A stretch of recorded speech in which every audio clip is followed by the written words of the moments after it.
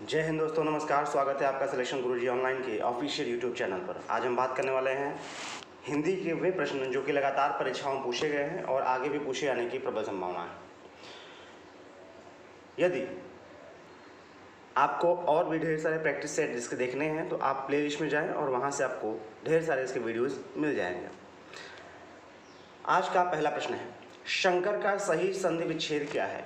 शमधनकर, शधनकर, शनधनकर या शनाहधनकर? यदि आपने चुना ऑप्शन नंबर ए शमधनकर तो बिल्कुल सही जवाब है। शंकर का सही संधि विच्छेद जो है वो शमधनकर होता है और यह व्यंजन संधि का पार्ट है। किसका है? व्यंजन संधि। और व्यंजन संधि का एक नियम कहता है कि जब भी म के बाद क च ट त प किसी भी वर्ग का कोई शब्द आता है तो ये जो म होता है वो अनुस्वार में परिवर्तित हो जाता है और ठीक इसी नियम के तहत ये जो म है वो अनुस्वार परिवर्तित होकर शंकर हो जाएगा। ठीक है, तो हमने कहा ऑप्शन नंबर क्या सही हो जाएगा? ए। संधि की बात आई है, संधि क्या होता है? दो समीपस्थ वर्णों का आपस में संयोजन होने के उपरांत जो विकार उत्पन्न होता है उसे हम कहते हैं संधि। और संधि होते हैं कितने प्रकार के? 3 प्रकार के, स्वर संधि, व्यंजन संधि और विसर्ग संधि। स्वर संधि अकेले 5 भेद होते हैं और व्यंजन और विसर्ग के केवल नियम होते हैं। स्वर संधि के भेद कौन कौन से होते हैं? दीर्घ संधि, गुण संधि, यह संधि, वृद्धि संधि और अयादि संधि, ये 5 भेद होते हैं। अगला प्रश्न, व्यर्थ का सही संधि विच्छेद क्या है? व्यय धन अर्थ, व्यय धन अर्थ, विधन अर्थ या व्यय धन अर्थ?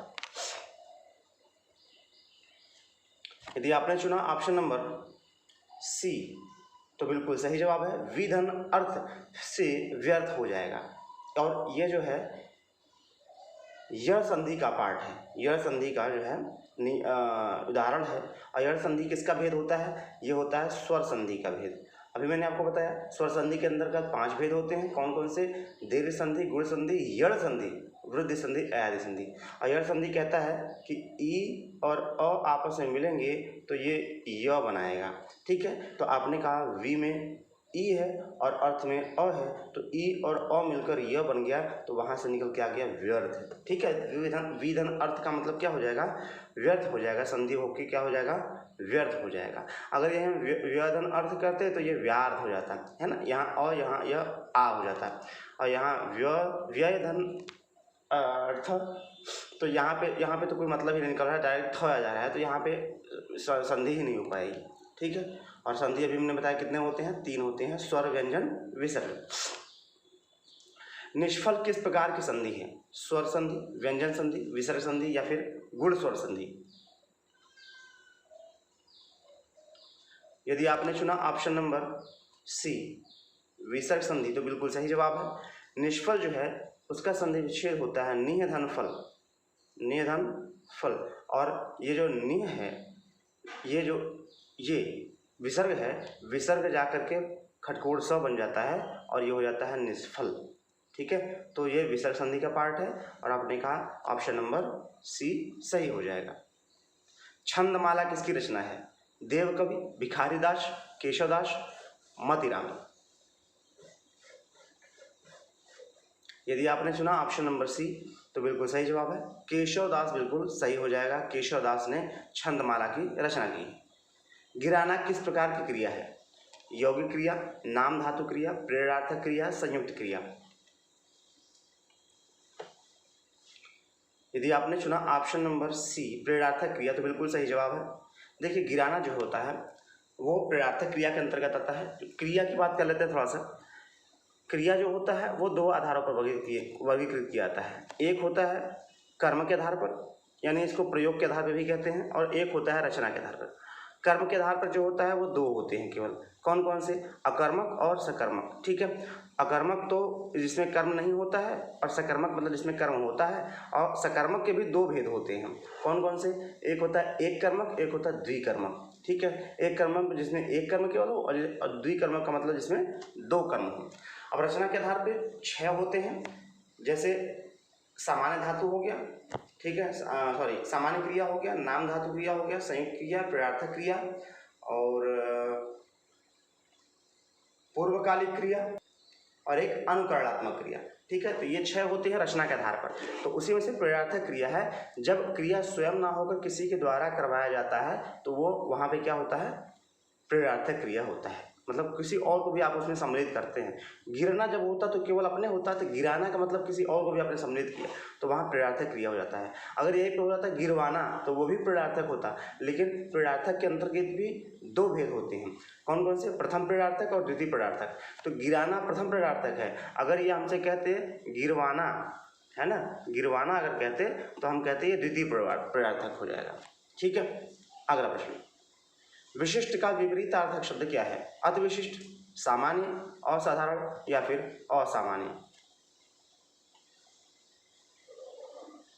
यदि आपने चुना ऑप्शन नंबर बी तो बिल्कुल सही जवाब है। विशिष्ट का मतलब कोई विशेष है ना, और सामान्य का मतलब बिल्कुल सामान्य, कोई विशेष नहीं है। ठीक है, तो ऑप्शन नंबर बी सही हो जाएगा।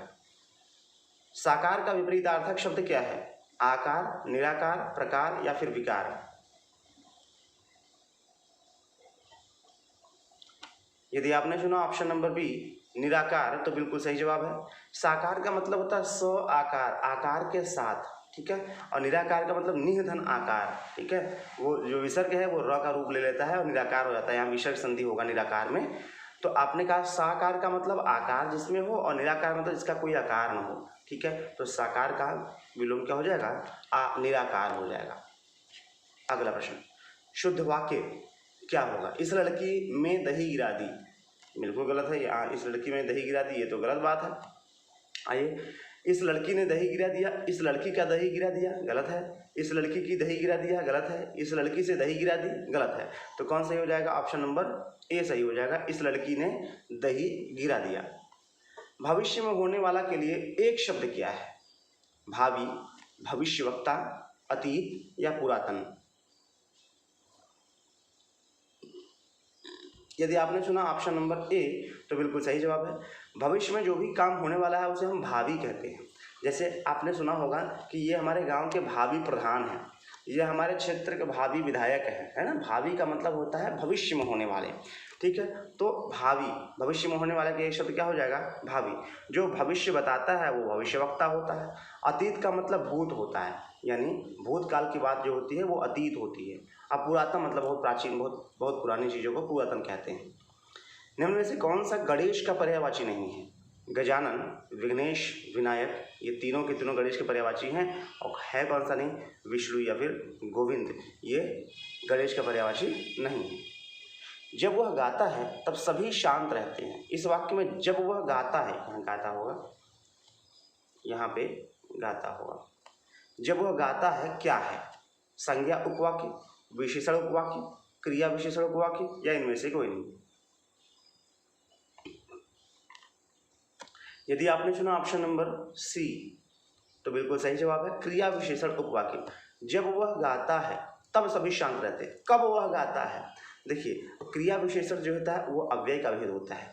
हमारे पास पार्ट्स ऑफ स्पीच यानी पदों के भेद, पद के भेद हैं हमारे पास 5। कौन कौन से? संज्ञा, सर्वनाम, विशेषण, क्रिया और अव्यय। कितने हैं? 5 हैं। अब इस अव्यय में भी 4 भेद होते हैं, क्रिया विशेषण, समुच्चय बोधक, संबंध बोधक और विस्मयादि बोधक। ठीक है, तो अब ये अव्यय के अंतर्गत जो क्रिया विशेषण होता है वो क्रिया विशेषण भी 4 प्रकार का होता है। ठीक है, काल बोधक, स्थान बोधक, परिमाण बोधक और रीति बोधक। ठीक है, तो ये कौन सा है? ये काल बोधक है। जब वह गाता है, कब वह गाता है? जब वह गाता है। तो यहाँ पे जब वह गाता है कौन सा उपवाक्य है? क्रिया विशेषण उपवाक्य। मैंने एक विकलांग बालक को, अब देखिए पैसेज आ गया, पैसेज को पढ़ेंगे और पैसेज को पढ़ने के बाद जो है कि हम उसका उत्तर करेंगे। मैंने एक विकलांग बालक को पैर से लिखते देखा तो मैं दंग रह गया। भगवान की लीला भी विचित्र है। साहसी, आत्मविश्वासी और जीवट स्वभाव के विकलांग तो हमें हतप्रभ बना देते हैं। समाज में कुछ विकलांग तो अपने हथियार डाल देते हैं तथा दूसरों के प्रति आश्रित रहकर जीवन जीते हैं। कभी वे मंदिर के सामने, कभी स्टेशन के पास, किसी सार्वजनिक स्थान पर मांगने के लिए धरना दिए बैठे रहते हैं। हमें चाहिए कि हम उन्हें अपने पैरों पर खड़े रहने के लिए प्रेरित करें, उन्हें स्वावलंबी बनाने के लिए हर संभव प्रयास करें और इन्हें अच्छा जीवन जीने का मार्ग सुझाएं। अब हम प्रश्न पढ़ते हैं। उपरोक्त गद्यांश का उचित शीर्षक दीजिए। आत्मविश्वास, स्वावलंबन, आश्रित जीवन या साहस और समाज। यदि आपने चुना ऑप्शन नंबर बी तो बिल्कुल सही जवाब है। देखिए पूरे के पूरे पैसेज में जो हमने पढ़ा, इस पूरे पैसेज में हमें किसी विकलांग व्यक्ति के साहस, जीवटता और आत्मविश्वास के बारे में जो है बात बताई गई कि भाई नहीं जो है कि वो अपने से कार्य करने के लिए सक्षम है, भीख नहीं मांगता, जो नहीं मांगता है, ठीक है। तो मूलतः हम कहेंगे स्वावलंबी जो व्यक्ति हो जाए, तो यहाँ पूरे पैसेज में स्वावलंबन का मतलब अपने ऊपर, किसी दूसरे के ऊपर आश्रित होने की बात नहीं की गई है, स्वयं से वो कार्य करने की बात कही गई है, ठीक है। तो स्वावलंबन हमारा बिल्कुल सही हो जाएगा। अगला प्रश्न कह रहा है मैंने एक विकलांग बालक को पैर से लिखते देखा तो दंग रह गया। ये कौन सा वाक्य है? मिश्र वाक्य, संयुक्त वाक्य या साधारण वाक्य या इनमें से कोई नहीं। यदि आपने चुना ऑप्शन नंबर ए तो बिल्कुल सही जवाब है मिश्र वाक्य। मिश्र वाक्य है क्यों? देखिएगा, हमारे पास वाक्य होते हैं, वाक्य दो प्रकार से वर्गीकृत किए जाते हैं। एक होता है रचना के आधार पर और एक होता है अर्थ के आधार पर, ठीक है। तो अर्थ के आधार पे तो 8 होते हैं, ठीक है, और रचना के आधार पे होते हैं 3। कौन कौन से? सरल, मिश्र, संयुक्त, यानी साधारण, मिश्र और संयुक्त, ये तीनों यहाँ पे दिए हुए हैं। अब जो सरल है, सरल का मतलब केवल एक उद्देश्य और एक ही विधेय होगा, वो सरल वाक्य कहलाता है, ठीक है। संयुक्त में क्या होता है? और, तथा, अथवा, अतः, इस प्रकार का, किंतु, परंतु, लेकिन, है ना, इस प्रकार के संयोजक का जब प्रयोग हो जाता है तो हम उसे क्या कहते हैं? संयुक्त वाक्य कहते हैं। और मिश्र वाक्य क्या होता है? मिश्र वाक्य में जो, जिनसे, जिसलिए, तो, इस प्रकार के शब्दों का जब संयोजन होता है तो हम मिश्र वाक्य कहते हैं। और विशेषतः परिभाषा के रूप में बताएं तो इसका मतलब होता है कि भाई जब दो वाक्यांश एक साथ जुड़े हों और एक वाक्यांश दूसरे पर निर्भर करता हो तो वहाँ पे क्या होता है? मिश्र वाक्य होता है। जैसे मैंने एक विकलांग को पैर से लिखते देखा तो दंग रह गया, इसको देखा तो दंग रह गया ना, तो इसका मतलब पहला दूसरा आपस में आश्रित उपवाक्य है, आश्रित जो है कि वाक्यांश हैं, तो ये क्या हो जाएगा? मिश्र वाक्य हो जाएगा। अगला प्रश्न, हम विकलांगों के लिए क्या कर सकते हैं? आत्मनिर्भर होने के लिए प्रेरित कर सकते हैं, पैसे दे सकते हैं, परेशान कर सकते हैं या इनमें से कोई नहीं। यदि आपने चुना ऑप्शन नंबर ए आत्मनिर्भर होने के लिए प्रेरित कर सकते हैं तो बिल्कुल सही जवाब है, जो कि पैसेज के अनुसार बिल्कुल सही है। अगला प्रश्न, कुछ विकलांग कहाँ कहाँ धरना दिए बैठे रहते हैं? मंदिर के सामने, स्टेशन के पास, आत्मविश्वासी या उपरोक्त सभी। आत्मविश्वासी ऑप्शन यहाँ पे गलत है, आत्मविश्वासी ऑप्शन होना नहीं चाहिए, कोई और ऑप्शन देना चाहिए, हम इसको काट ही देते हैं। कुछ विकलांग कहाँ कहाँ धरना दिए बैठे रहते हैं? मंदिर के सामने, स्टेशन के पास, तो हमने कहा उपयुक्त सभी, पैसेज के अनुसार। कौन से विकलांग हमें हतप्रभ बना देते हैं? साहसी, जीवट, आत्मविश्वासी या फिर तीनों।